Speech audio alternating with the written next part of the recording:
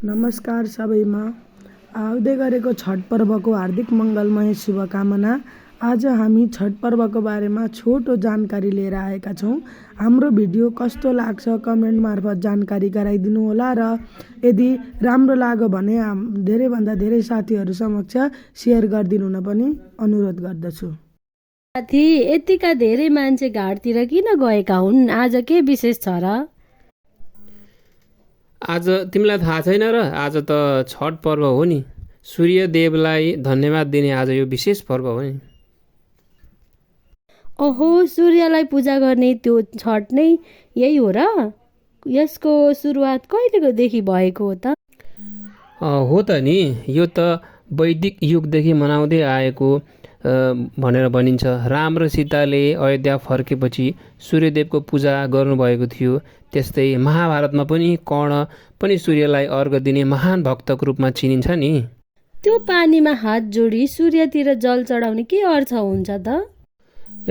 त्यो नै अर्घ हो नि। अस्ताउँदो र उदाउँदो सूर्यलाई अर्घ दिएर जीवनमा सन्तुलन र शुद्धताको कामना गरिन्छ नि। भक्तहरूले 4 दिनसम्म उपवास बस्छन्। नहाय खाय खरना, सन्ध्या अर्घ र उषा अर्घ गरेर व्रत पुरा गर्छन् नि। इटरीमा पनि यति ठुलो जमातमा मनाइन्छ भन्ने मलाई त थाहा नै पो थिएन त। हो नि, इटरीमा पनि धेरै विभिन्न ठाउँहरूमा यो छठ पर्वहरू मनाइने गरिन्छ नि। जस्तै कि बुढी खोला, सेउती खोला, हरेक टोलहरूमा भएका पोखरीहरू र नदी नालाहरूमा छठको उज्यालो चम्किरहेको हुन्छ नि। सुनिराख न, छठ गीतहरू जताततै गुन्जिरहेका हुन्छन् र सबै प्रकृतिलाई धन्यवाद दिइरहेका हुन्छन्। वा, सूर्य उदाउँदै गर्दा सबैले हात उठाएको दृश्य त एकदम मनमोहक रहेछ है। के यो केवल पूजा हो त? सही प्रश्न सोध्यौ तिमीले। वास्तवमा यो पूजा मात्रै होइन, यो एउटा जीवनको सन्देश पनि हो। जस्तो कि सूर्य अस्ताउँछ तर फेरि उदाउँछ, त्यस्तै हाम्रो जीवनमा पनि अन्धकार छाउँछ र अन्धकार छाइसकेपछि एक न एक दिन फेरि उज्यालो आउँछ।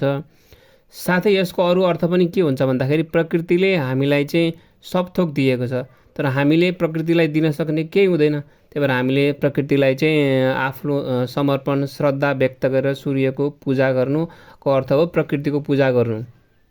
वाह, अब बुझे। छठ केवल पर्व होइन, श्रद्धा र आशाको प्रतीक रहेछ। गजब, तिमीले सही बुझ्यौ। र यहाँ सुनिरहनु भए दर्शकहरूलाई पनि यो आउँदै गरेको छठ पर्वको विशेष शुभकामना। यहाँहरूको परिवार, यहाँहरूको छरछिमेक सम्पूर्णलाई यो छठ पर्वले चाहिँ जीवनलाई एकदम सुन्दर बनाओस्। सूर्य सबैको घरमा उदाओस्, सबैको जीवन